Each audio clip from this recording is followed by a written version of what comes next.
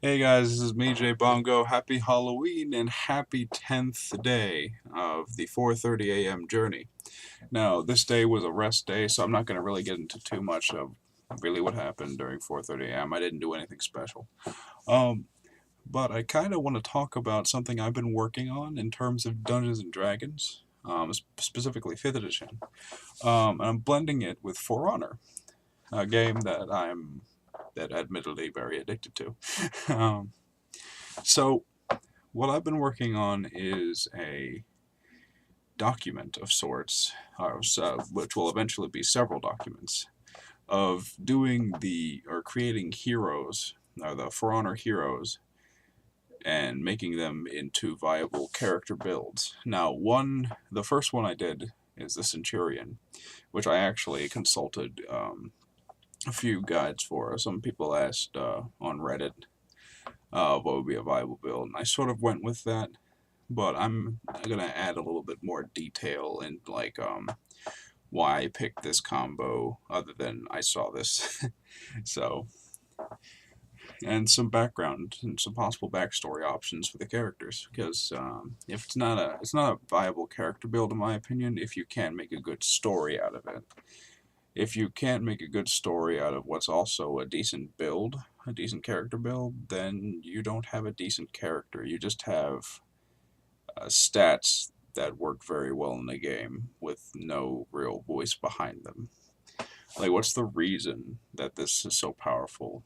And why did your character choose this path? Why opt for this when they could just be simply a sorcerer or a warlock? And instead they went with this battle sorcerer eldritch machine gun build, which I heard a lot about as the sorcerer warlock build. And you basically turn into an eldritch machine gun, or eldritch blast machine gun, which is pretty damn cool. But I want to know the character's motivations for going into that. Like, what makes the Centurion the Centurion? What makes the Lawbringer the Lawbringer? Why did the Lawbringer choose to become the Lawbringer? And what circumstances happened in the Centurion's life to cause him or her to become a Centurion? So, stuff like that, stuff you want to consider. I was thinking of doing possible background options for that. I already listed the equipment, the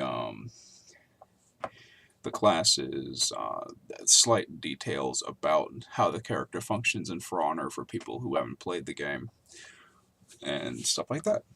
And I'm starting with the Knight faction because I main one character from the Knight faction, which you can guess is the Centurion, since I'm talking about them so much. So that's how that works. When I get done with the Knight faction, I'm going to go ahead and put it in the description of a video, probably on the D&D playlist. I'll make another video in regards to that. Technically, with how much I'm talking about it here, this also should be there, but I count this as a 4:30 a.m. thing because it's a part of the journey and it's a part of the daily vlog series. So that's that. If you have any more questions about why I decided to make For Honor character builds, or if you have any other game characters or game classes you want me to see make into a build via Starfinder, Dungeons and Dragons, or whatever system you want me to try to find and work with, that's fine by me. Excuse me.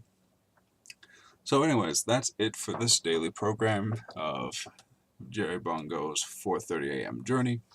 I hope you enjoyed this episode in particular because, stuff's actually happening in it. And I hope you have a wonderful life.